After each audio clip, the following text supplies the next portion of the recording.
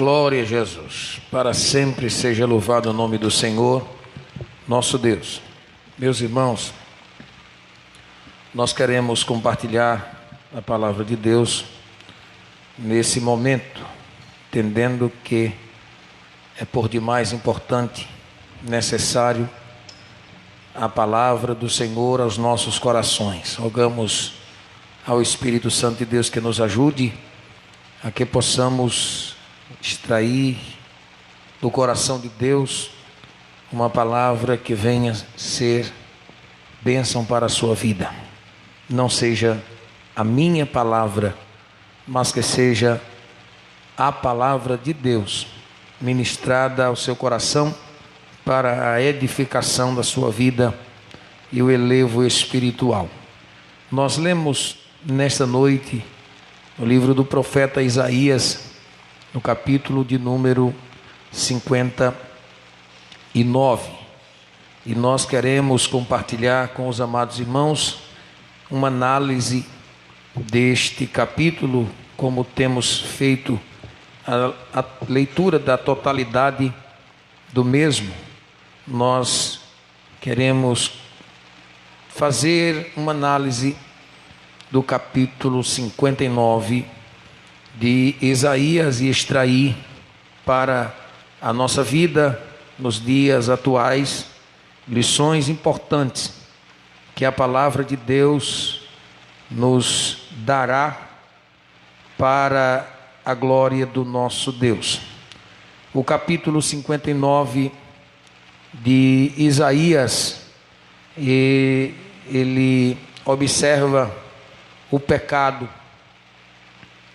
E nós, ao observarmos nesse capítulo o pecado sendo mostrado como algo extraordinariamente, como algo iníquo, pois nós, analisando a vida, a história do ser humano, encontramos que o pecado é realmente algo que prejudica, que prejudicou e que ainda continua prejudicando a amizade de Deus com o homem. Mas também no capítulo 59, nós encontramos também que a graça é mostrada como algo também extraordinário e benevolente. Num só capítulo, nós, olhando com cuidado, nós encontramos pelo menos aqui, e poderemos dividi-lo em 3 partes. A primeira parte, do versículo 1 ao versículo de número 8, nós encontramos a expressão, ou encontramos a revelação, encontramos o reconhecimento do pecado, a declaração, encontramos a revelação de Deus ao pecado de Judá. Versículo de número 9 ao versículo de número 15, nós encontramos o reconhecimento de Judá, reconhecimento de Israel, do povo de Deus, em relação ao seu próprio pecado. E do versículo 16 ao versículo de número 21, a palavra de redenção. Nós encontramos estes pontos interessantes em divisão aqui do capítulo 59 do profeta Isaías. E, na verdade, o pecado aqui revelado, ele é inicialmente dito ao profeta Isaías no capítulo 58, quando Deus, na sua soberania, chama o profeta Isaías e manda que o profeta clame, e ele deveria clamar em alta voz.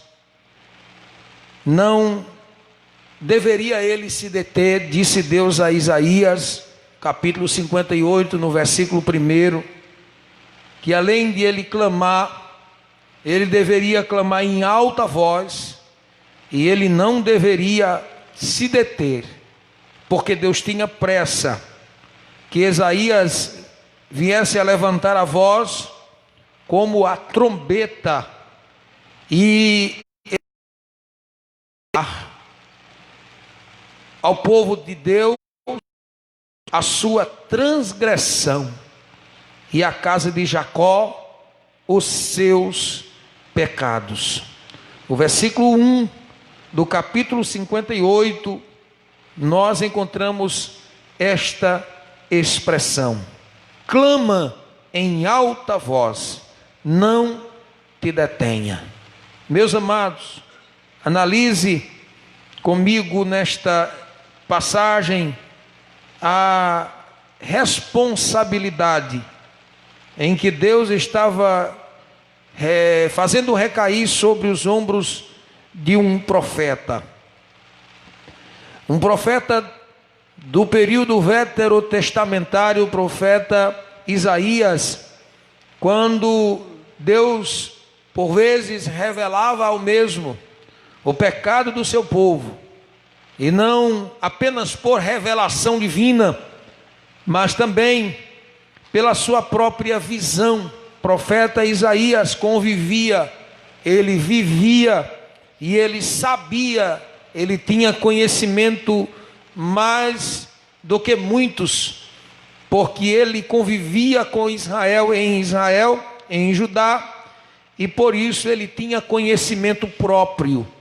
Mas não somente este conhecimento, Deus, não obstante ao seu conhecimento pessoal, ainda lhe traria maiores revelações.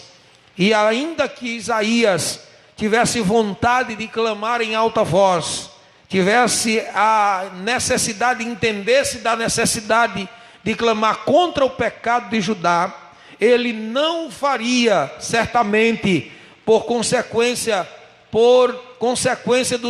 da reação do povo, ele não faria, se não fosse ele impulsionado pelo Espírito de Deus e revestido do poder de Deus e revestido da autoridade de Deus para proclamar contra o pecado da nação.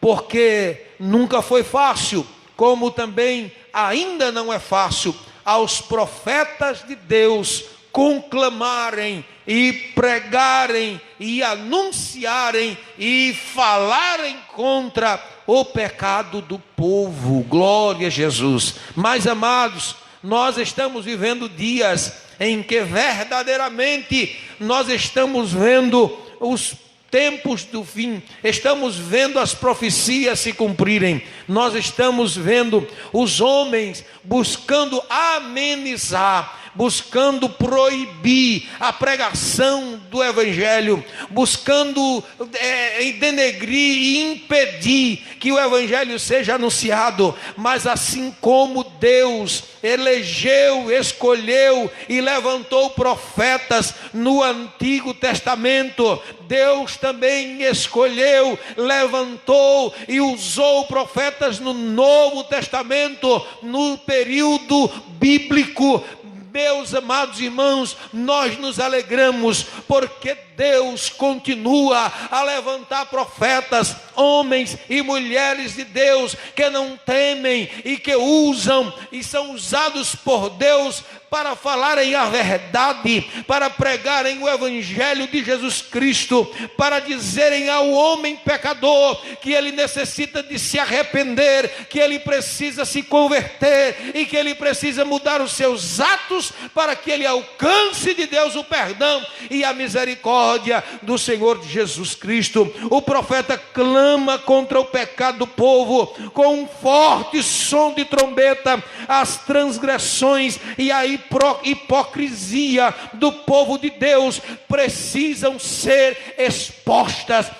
Meus amados irmãos, e isso não é fácil, isso não é brincadeira, isso não é nada comum. Porque assim como no Antigo Testamento Deus levanta Isaías, para falar contra o pecado do seu povo. A Bíblia, a palavra de Deus, ela é atual.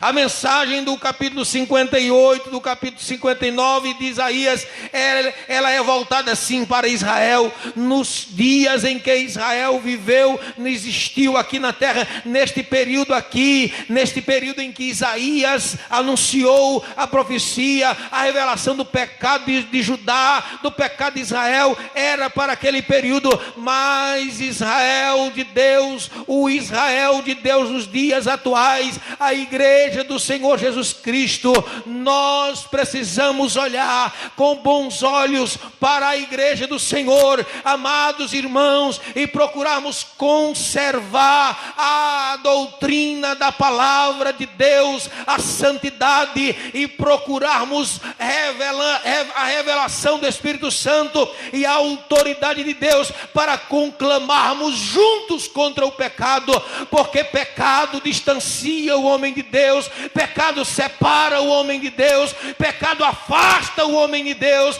Deus não está à procura de homens ricos, Deus não está à procura de homens inteligentes, Deus não está à procura de uma igreja grande para que lá ele possa se instalar. Deus está à procura de um coração quebrantado e contrito, aonde não há pecado, aonde não há maldade, aonde não há mentira, aonde não há engano, para que neste coração o Espírito Santo de Deus possa habitar, ele possa se fazer presente, e a este coração Deus possa levantar como uma voz, como um profeta, para anunciar a palavra de Deus com autoridade e unção. Glória a Jesus. Se os mensageiros de Deus deixarem de falar contra os pecados do seu povo, não serão fiéis à sua vocação divina. Pois exemplo de Isaías, nós observamos que uma das funções, especialmente neste versículo, para Isaías era exatamente conclamar contra o pecado. E eu digo assim de passagem, estão querendo, meus amados irmãos, proibirem, estão querendo impedirem de que a igreja do Senhor Jesus Cristo fale a verdade bíblica, a verdade divina. Estão lutando aí nos congressos, estão lutando aí nas bancadas de deputados estaduais e federais, estão lutando aí no Senado, estão lutando para calarem a igreja do Senhor. Mas olha, amados irmãos, mesmo que seja em dias difíceis e trabalhosos, como nós estamos vivendo, e poderemos ainda viver dias mais difíceis, mas busquemos ao Senhor Deus, e Ele nos revestirá de autoridade, e jamais nos calarão, jamais impedirão de que nós preguemos a verdade de Jesus Cristo, a verdade bíblica, a palavra de Deus. Isaías é levantado e comissionado para pregar contra o pecado. No capítulo 58 e no versículo 1, nós encontramos Deus levantando Isaías para falar contra o pecado. No seu versículo 2 do capítulo 58, Deus diz: todavia me procuram cada dia. Glória a Jesus, preste atenção. Me procuram cada dia. Judá buscava a Deus cada dia. Isso não parece ser significante? Isso não parece ser uma coisa boa? E era como se eles quisessem, desejassem conhecer os caminhos do Senhor, conhecer os seus caminhos. Só que, ao mesmo tempo em que ele buscava a Deus todo dia, cada dia,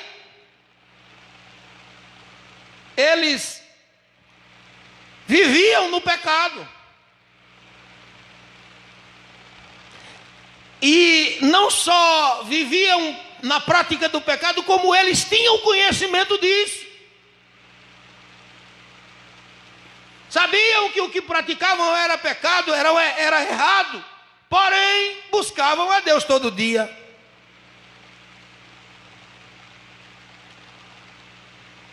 Ao mesmo tempo, esses judeus viviam no pecado, indiferentes aos santos mandamentos de Deus. Preste atenção, que hoje existem igrejas, denominações, religiões,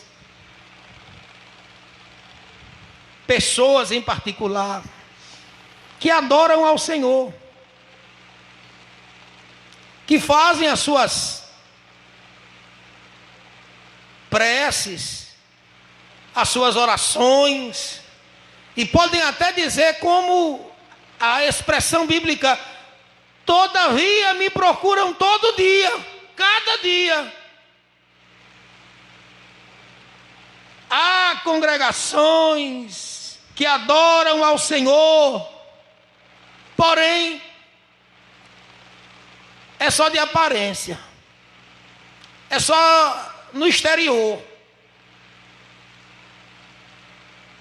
Aparentam alegria em louvar a Deus, aparentam um prazer em estar nas reuniões da igreja, da sua religião, seja ela qual for.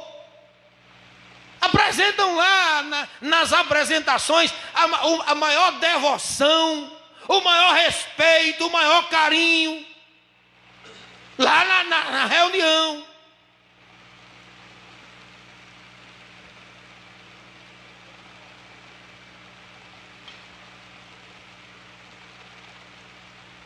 E dão até a impressão de que andam nos caminhos do Senhor.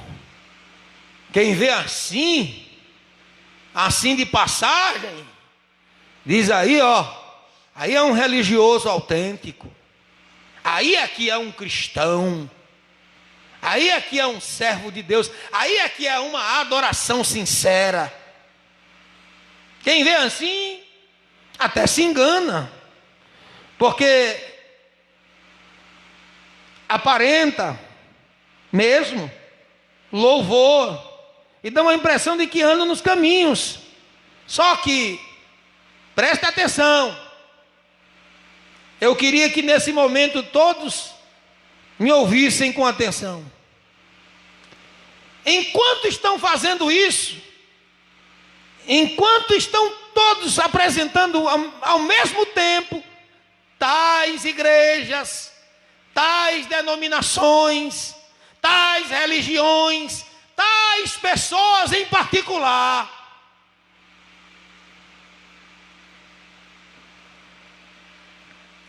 se conformam com o mundanismo, com a prática do pecado, se conformam em ir na reunião de noite e durante o dia praticarem a prostituição, se conformam em ir à religião, à reunião uma vez por mês, ou uma vez por ano, ou uma semana por ano, e enquanto as outras estão vivendo na prática do pecado, estão vivendo dizendo que fazem o que querem, estão se prostituindo e mentindo e praticando toda a iniquidade, e ainda querem apontar o dedo e dizer que servem a Deus melhor do que outras.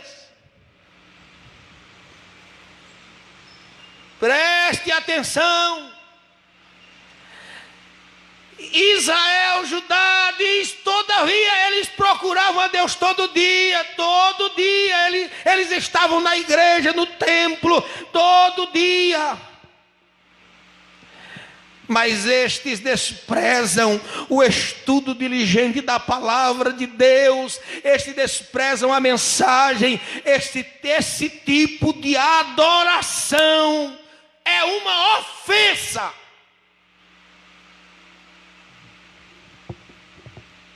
É abominável. Ao invés de atrair a bênção, atrai maldição. Ao invés de atrair a compaixão, a misericórdia atrai a ira de Deus. Porque estão lá dizendo que está adorando a Deus, servindo a Deus, na reunião, aonde quer que seja, seja aqui em Nova Floresta, e não tem grande nem pequeno, nem rico nem pobre, não tem rico nem plebeu. Esta palavra abrange a todos, e a todos quantos dizem que adoram a Deus, seja aí em religião ou em denominação quaisquer. Aquele que não tiver um coração puro e sincero diante de Deus, mesmo que busque a Deus todos os dias, mas se não tiver uma vida santa e irrepreensível diante de Deus, é abominável.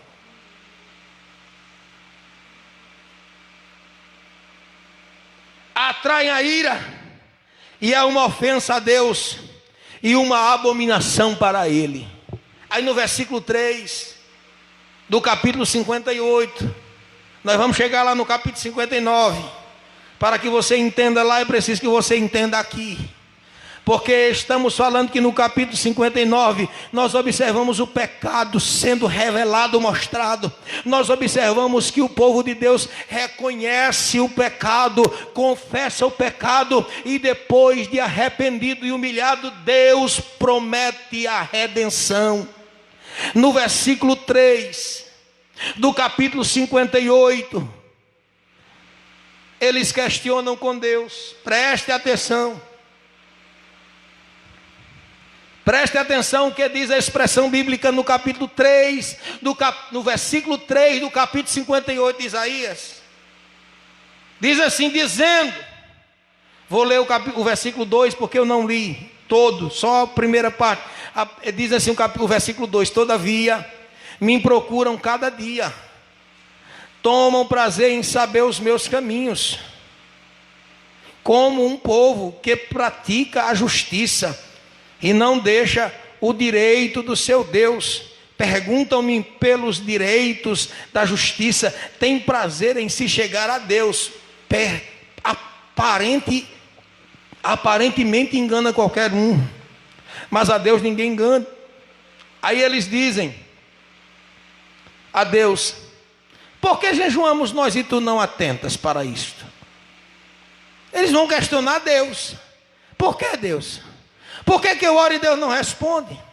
Por que eu adoro e Deus não recebe? Por que eu oferto, eu dizimo e Deus não recebe? Por que eu ainda não me sinto livre, com liberdade e com prazer de fazer tal coisa? Por quê? Questionam a Deus. Por que jejuamos nós e tu não atende? Aí o versículo continua dizendo: porque afligimos a nossa alma e tu não sabes? Eis que no dia em que jejuais, achais o vosso próprio contentamento e requereis todo o vosso trabalho. Atente para a expressão, no dia em que jejuais. Este povo estava a se queixar de que Deus não queria ajudá-lo. Por quê?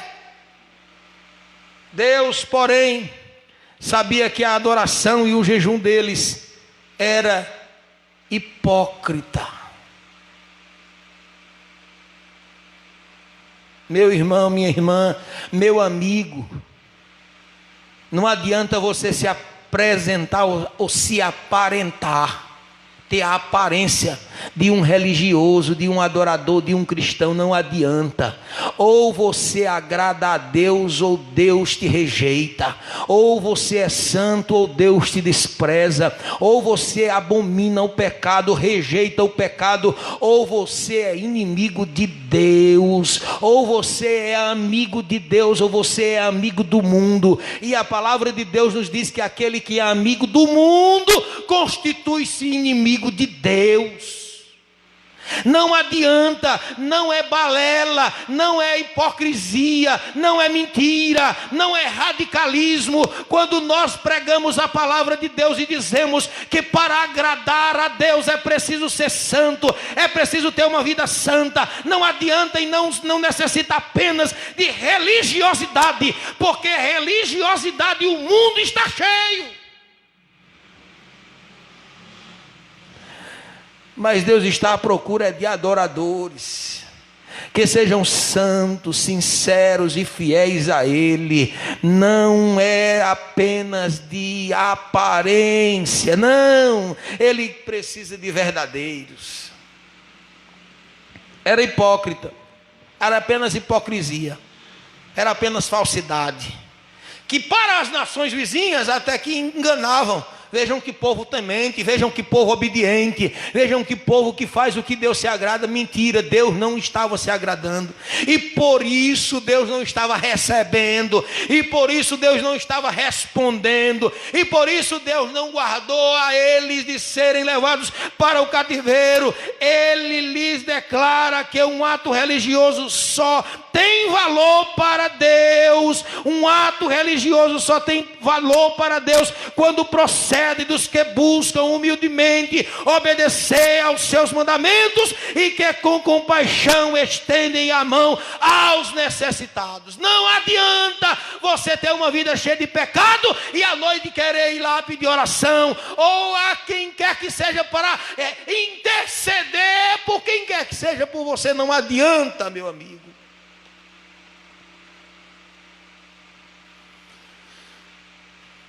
Vou lhe dizer de novo. Deus declara que um ato religioso só tem valor para Ele.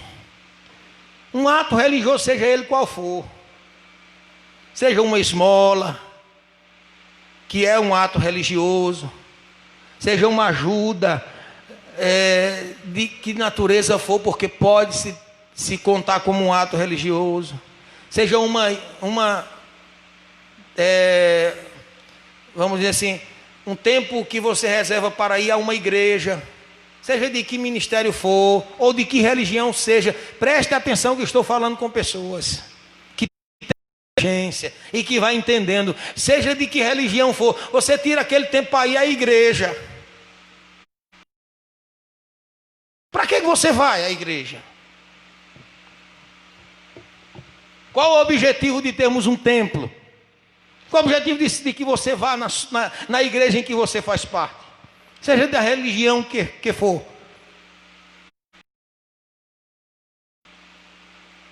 Por que você vai à igreja? Isso é um ato religioso. Pois é. O que você faz lá? Você reverencia como estando reverenciando a presença de Deus, a santidade do Senhor, ou a entidade em que você crê?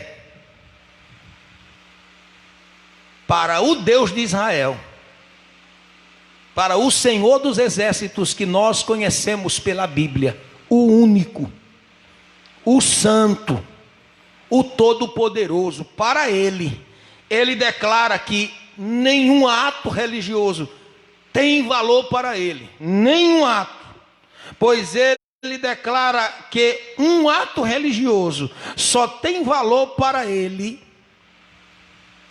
quando procede dos que buscam humildemente, antes de ir à reunião, antes de ir à igreja, antes busca ter uma vida de obediência. antes de apresentar a oferta, antes de apresentar o culto, antes de apresentar a oração, antes de apresentar o louvor, antes de qualquer coisa, ele busca, ele procura humildemente obedecer aos mandamentos do Senhor, e que com compaixão estendem também a sua mão para os necessitados. Aí sim, a este Deus se agrada, a este Deus recebe. Quando nós chegamos aqui ao capítulo 59, eu tenho certeza que não vai dar tempo nós terminarmos hoje a análise do capítulo 59 do livro do profeta Isaías. Vamos tentar alcançar pelo menos a primeira parte, do versículo 1 ao versículo 8, porque nesse capítulo observamos o pecado ser mostrado como algo extraordinariamente iníquo, e a graça ser mostrada extraordinariamente benevolente. E como aquilo que é dito sobre o pecado, que é iníquo, nos versículos 7 e versículo 8, que diz assim: os seus pés correm para o mal, e se apressam para derrubarem ou para derramarem o sangue inocente. Os seus pensamentos são pensamentos de iniquidade.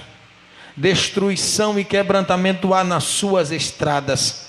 Não conhece o caminho da paz, nem há juízo nos seus passos. As suas veredas tortuosas as fizeram para si mesmo. Todo aquele que anda por elas não tem conhecimento da paz. Esta revelação, este pecado que é dito aqui, se aplica ao pecado que é comum a toda a humanidade. Nós observamos isso em Romanos, capítulo de número 3 e o versículo de número 15. Vamos ler o versículo 15 de Romanos 3, que ele diz assim: amados irmãos, os seus pés são ligeiros para derramar sangue, da mesma maneira que aqui é dito sobre o Redentor, no versículo 20, também se aplica a Cristo, em Romanos capítulo 11 e o versículo 26, como diz Romanos 11, 26, assim está escrito: porque todas as vezes que comerdes este pão, eu estou lendo em Coríntios, Romanos 11, 26, glória a Jesus. Estou passando aqui da parte introdutória para fazermos a aplicação desta primeira parte do capítulo 59 de Isaías, e aqui nós encerraremos somente na primeira parte. Diz assim, 11 e 26 de Romanos: e assim todo Israel será salvo, como está escrito: de Sião virá o libertador, e desviará de Jacó as impiedades. Da mesma maneira que aqui é dito sobre o Redentor, se aplica a Cristo. Presta atenção. Esse povo de Israel, esse povo aqui que nós estamos tratando, estudando sobre ele, o capítulo 59 de Isaías, esse povo é acusado de ter pessoalmente interrompido. Este povo é acusado pelo próprio Deus, por intermédio do profeta Isaías. Aqui eles mesmos foram motivadores, foram os causadores da generosidade de Deus ter sido interrompida para com eles. E no mesmo capítulo também, nós temos que são descritos os pecados específicos que os afastavam das coisas boas. Estes estão aqui do capítulo 59, versículo 1 ao versículo de número 8. Nós vamos analisar só este. Segunda coisa interessante que se pode observar é que eles são acusados aqui também, pessoalmente, provocado os castigos de Deus contra eles. Não é terrível? Além de eles terem sido acusados de ter pessoalmente interrompido a generosidade de Deus para com ele, eles também são descritos os pecados, e eles são acusados também de terem pessoalmente provocado os castigos de Deus para eles. Às vezes, eu estava estudando esse capítulo 59, escrevendo aqui alguma coisa, e observando e analisando que, a exemplo de Israel, nesse contexto aqui, nós vemos pessoas querendo acusar Deus, e perguntar, e lamentar, e dizer: parece que Deus não é justo, parece que Deus não atende, parece que Deus não me responde. Analise a sua vida, e tenha cuidado antes de você abrir a sua boca, para proferir qualquer palavra em direção a Deus, porque Deus é justo, Deus não comete iniquidade, Deus não comete injustiça, Ele é santo, e por Ele ser santo, Ele exige que também sejamos santos, mas Ele é justo, e jamais em injustiça.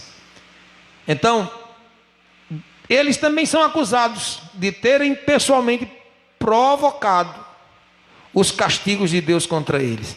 E lhes é dito tanto quais eram os castigos que haviam atraído sobre suas próprias cabeças, que está do capítulo 9, no versículo 9 ao versículo 11, como quais os pecados que haviam motivados Deus a enviar esses castigos. Vamos um pouco mais adiante, para concluirmos a primeira parte. A terceira parte, que nós temos no capítulo 59, é que é permitido aqui, que apesar disso, Deus realiza a libertação deles, puramente por amor ao seu próprio nome. Nós observamos isso do versículo 16 ao de número 19. O bondoso Senhor reservaria a sua misericórdia a eles, e a transmitiriam a cada um deles. Versículo 20 e o versículo 21. Primeira parte do capítulo 59. O predomínio e os efeitos do pecado. Capítulo 1, versículo 1 ao versículo 8. O predomínio e os efeitos do pecado. Meus irmãos, são tantos que, se fôssemos observar, certamente precisaríamos de muito tempo. Mas eu não tenho muito tempo, e também não descrevi todos, é claro. Mas eu quero observar aqui dois, que o profeta retifica nesse capítulo aqui, o engano daqueles que estavam contendendo com Deus, porque não tinha recebido a libertação pela qual havia jejuado e rogado muitas vezes. Preste atenção, lá no versículo 3 do capítulo 58, quando eles, contendendo com Deus, dizem: porque jejuamos nós e tu não atentas para isso? Porque afligimos a nossa alma e tu não sabes? Por quê? Pois bem, no versículo 59, capítulo 59, versículo 1, Deus fala, através do profeta Isaías, dizendo que Deus, o Senhor, Ele é o mesmo, e que a sua mão não está encolhida, para que não possa salvar, nem o seu ouvido agravado para que não possa ouvir. O que acontece é que as vossas iniquidades, disse Deus, por intermédio do profeta Isaías, a Judá, As vossas iniquidades é quem fazem divisão, é quem nos separa, é quem nos divide entre vós e o vosso Deus, e os vossos pecados encobrem o rosto de Deus, o seu rosto de vós,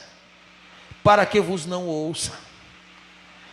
Que isso não era provocado por Deus. Olha, o profeta retifica aqui o engano daqueles que estavam contendendo com Deus, porque não tinham recebido a liberdade, pela qual havia jejuado e rogado muitas vezes. Aqui ele mostra que isso não era provocado por Deus. O que não era provocado por Deus? A ausência da resposta. A falha, o erro não estava em Deus. Estava em quem? Porque eles não tinham nenhum motivo para culpar Deus, por não serem poupados das mãos dos seus inimigos. Pois, primeiro, eles continuavam porque Deus continuava capaz de socorrê-los, como sempre foi. No versículo 1, na parte A, ele diz: a mão do Senhor não está encolhida. O Senhor continua com a sua mão em movimento, não está ressequida, não está endurecida, não. A mão do Senhor continua estendida para salvar. A mão do Senhor não está encolhida para que não possa salvar. Em outras palavras, o profeta Isaías estava dizendo ao povo: o problema está em você. Sabe por que Deus não está recebendo o seu jejum? É porque você está fazendo a coisa com a motivação errada, quem sabe. Sabe por que Deus não tem se agradado do seu culto, da sua adoração? Talvez o seu coração está cheio de rancor, está cheio de contenda, está cheio de mágoa, está cheio de ira. E lembre-se que é do seu coração que você consegue extrair o louvor, que você consegue extrair a adoração. E através, quando ele sai do coração, ele passa pela mente.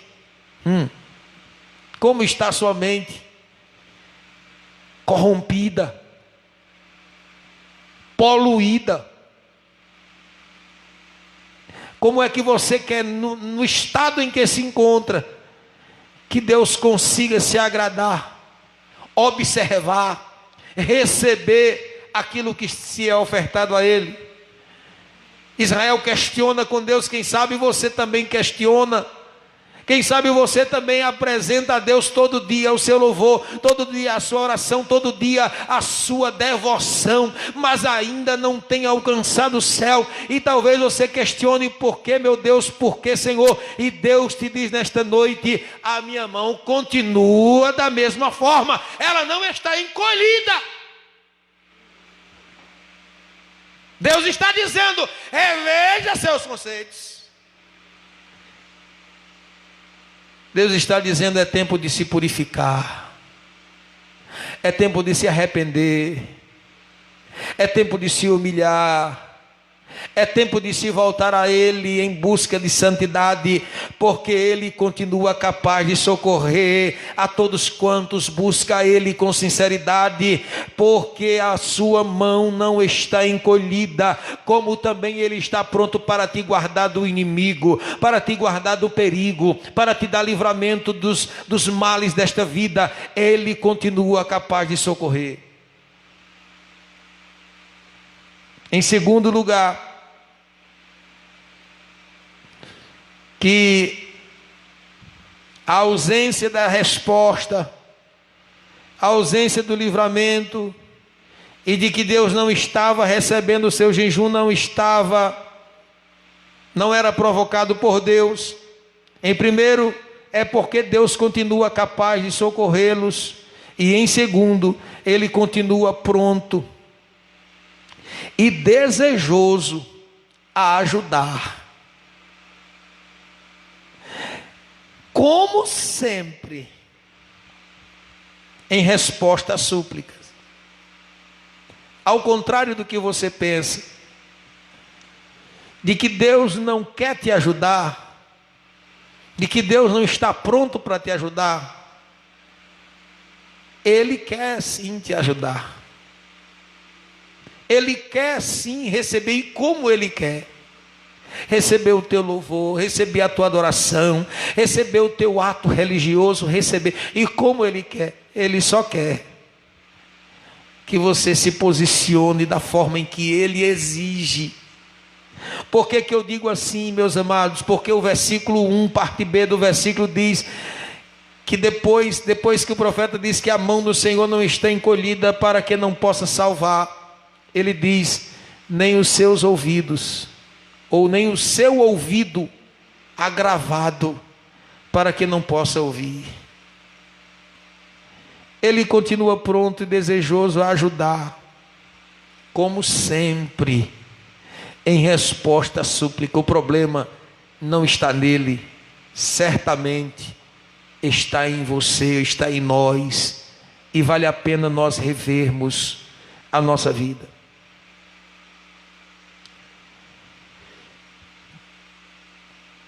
Também, Deus revela que a culpa, que era a culpa deles mesmo, a culpa não era de Deus. A ausência da resposta, a culpa não é de Deus. Se você está clamando, não responde, a culpa não é de Deus. Não é de Deus. Israel estava clamando, não tinha resposta. A culpa não era de Deus.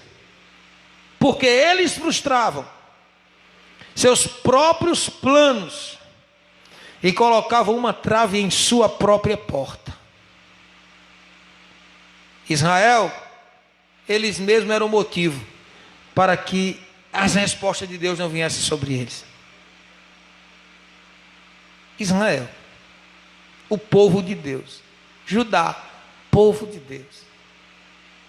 Eles mesmos frustravam seus próprios planos, colocavam uma trave, um impedimento em sua própria porta. Deus, como sempre, Ele vinha, e como sempre, Ele vem. Ele vem em direção, Ele vem em direção a ajudar, e Ele vem em nossa direção. Ele vem em tua direção, pelo caminho da misericórdia, pelo caminho da compaixão, pelo caminho da longanimidade. Ele vem pelo caminho da misericórdia, e eles o impediam. Você sabe o que impede a misericórdia de Deus na vida do ser humano? Vá comigo ao livro do profeta Jeremias, bem rapidinho, e leia comigo no capítulo 5, versículo 25. O que diz o profeta aqui? As vossas iniquidades desviam ou afastam de vós o bem.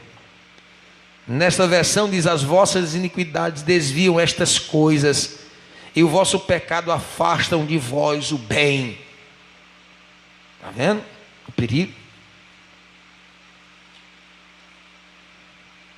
Como o mal provoca o mal. Como o pecado provoca o mal. Vou mencionar aqui dois males perigosos que o pecado provoca para encerrar. Primeiro, ele impede que as misericórdias de Deus desçam sobre nós. Meus irmãos, meu amigo, minha irmã, minha amiga, meu irmão, minha irmã, seja sincero. O que seria de nós se não fosse a misericórdia? O que seria de você se não fosse a misericórdia do Senhor? Pois é, a realidade é que o pecado impede que as misericórdias de Deus desçam sobre nós. O pecado é uma parede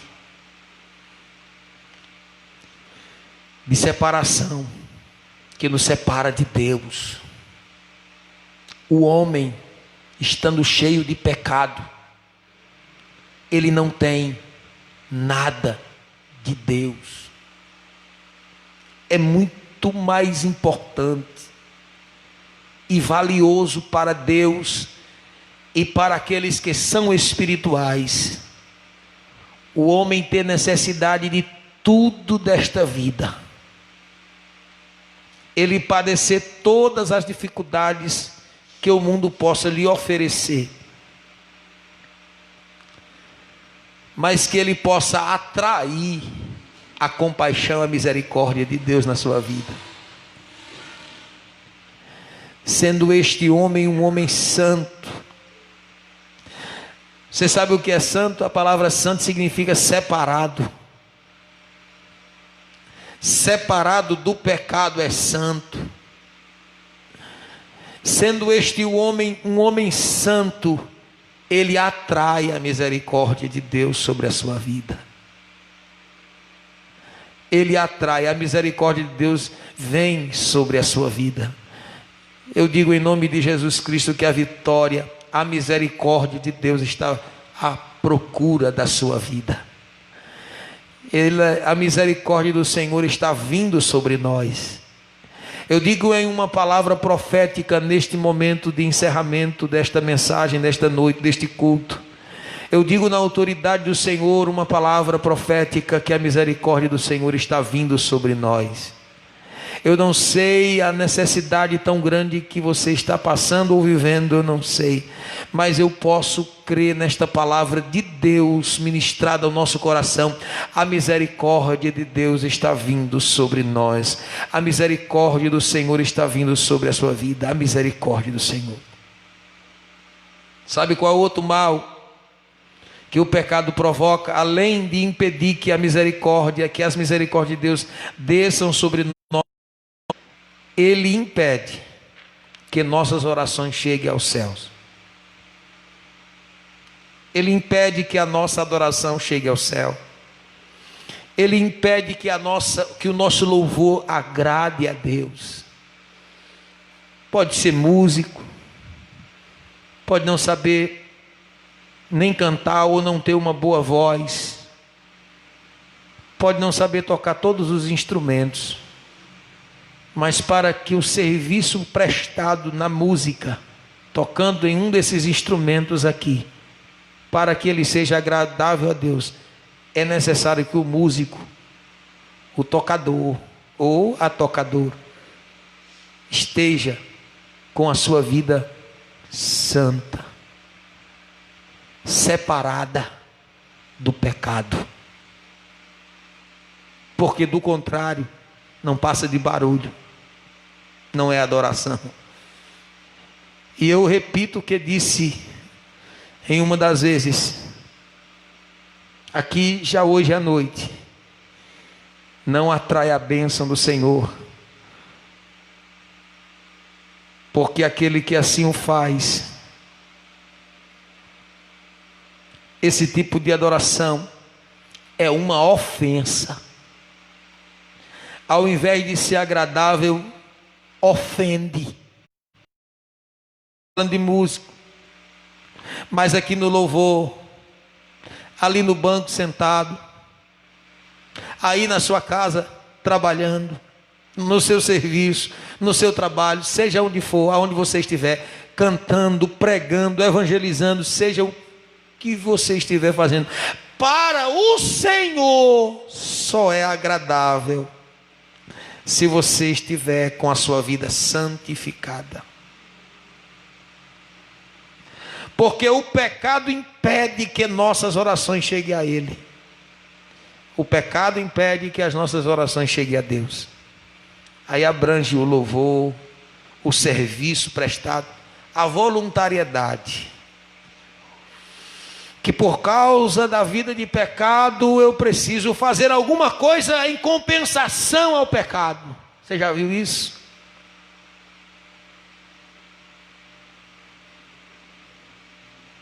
Camarada tem consciência do pecado, porque o Espírito Santo de Deus não engana e não deixa ninguém enganado. Aí ele se disponibiliza para dar uma oferta grande. Ele se gaba porque o dízimo dele não falha um mês. Ele se gaba porque tem um serviço prestado para o Senhor e, portanto, Deus não vai castigar por causa daquilo. Meu irmão, reveja esse conceito. Pelo amor de Deus e pelo amor que Ele tem a você, Deus não se vende. Deus não se corrompe.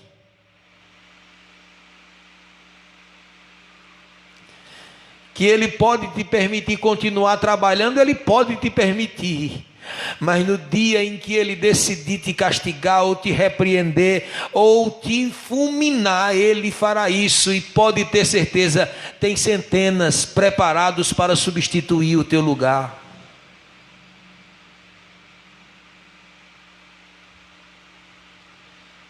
O pecado impede que nossas orações cheguem a Deus. O pecado faz esconder seu rosto.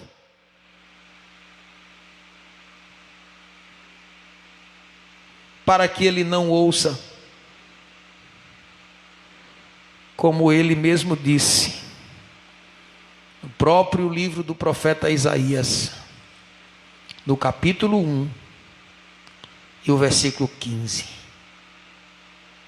Capítulo 1 de Isaías, versículo 15, ele diz assim: pelo que quando estendeis as mãos, escondo de vós o rosto,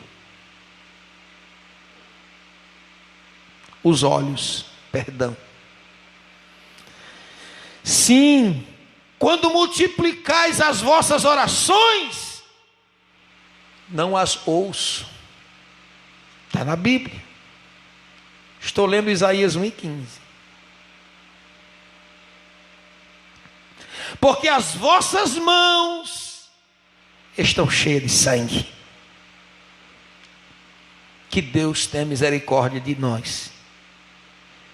E que nos ajude a termos uma vida santa. Que o nosso louvor chegue ao trono da glória, que a nossa oração possa ser ouvida, que os olhos do Senhor estejam fitos em nós, que o seu rosto possa resplandecer sobre nós, como nos diz a palavra de Deus, na bênção sacerdotal, que Deus disse a Arão para proferir: o Senhor faça resplandecer o seu rosto sobre vós. Glória a Jesus. Sobre ti e te dê a paz. O Senhor te abençoe e te guarde. O Senhor faça resplandecer o seu rosto sobre ti e tenha misericórdia de ti. Assim como também de mim, é claro. Que Deus nos ajude e nos abençoe em nome de Jesus. Amém. Querendo Deus, daremos continuidade na sexta que vem. Sabe Ele e o Espírito Santo como procederá. Eu quero orar por você e também pelo encerramento do culto nessa noite. Em nome de Jesus, pedindo perdão pelos 10 minutos que passamos do horário. Como de costume, terminando 7:30. Vamos orar em nome de Jesus. 7:30, não, 8:30, perdão. Querido Jesus, eu quero te agradecer por mais esta oportunidade, Senhor, de podermos compartilhar desse momento de louvor e adoração ao teu nome, e também, Senhor, de podermos ouvir a tua palavra. Cobre-nos com teu sangue, Jesus, purifica os nossos pecados, purifica-nos de todo o pecado, repreende o mal, lava-nos Senhor, e purifica-nos por dentro e por fora, mente, coração, todos os membros do nosso corpo, nossa alma e o nosso espírito sejam plenamente irrepreensíveis diante de Ti, Senhor, pois nós queremos Te servir de uma forma que seja agradável ao Senhor, assim como o Senhor nos proporciona, ou nos proporcionar. Muito obrigado pela Tua palavra. Dá-nos a Tua graça, Senhor. Despede-nos em paz aos nossos lares. Dá-nos uma noite de paz e descanso em Tua presença, e fica conosco. Te oramos pedindo todas estas bênçãos, em nome de Jesus. Amém. Que a graça de nosso Senhor Jesus Cristo, o grande amor de Deus nosso Pai, a comunhão e as consolações do Espírito Santo habite com todo o povo de Deus, desde agora e para todo sempre. Amém. E Deus abençoe. Muito obrigado pela sua companhia. Deus te abençoe e até a próxima, se Deus quiser.